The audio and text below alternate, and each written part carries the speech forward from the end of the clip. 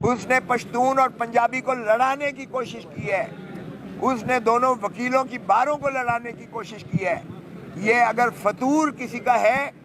तो ये issuing authority का है, केयर टेकर हुकूमत का है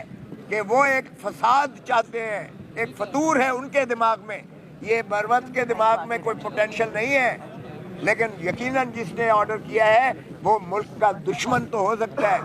वफाक का दोस्त नहीं हो सकता है। वफाक में हम आहंगी, यगानगत, भाईचारा और ये चारों सूबों की जो बात होती है, ये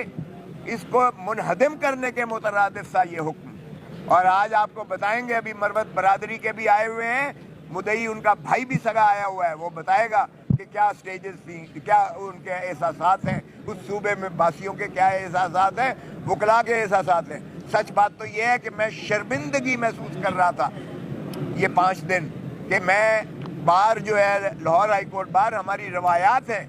हम अपने मेहमान का तहफ़्फ़ुज़ नहीं कर सके कि उसको हाई कोर्ट की प्रेमिसेस से गिरफ्तार करवाया।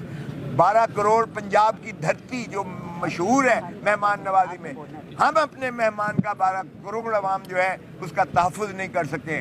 और अदालत आलिया से भी मैं कहूँगा, आज खैर उन्होंने कर दिया, मैं आपको बताता हूँ, लेकिन अदालत आलिया की भी तज़हीक और तौहीन है कि एक शख्स सैंक्चुरी ऑफ जस्टिस में आता है, यानी एक अमन का गहवारा मुतसव्वर होता है अदालत आलिया, जहाँ लोग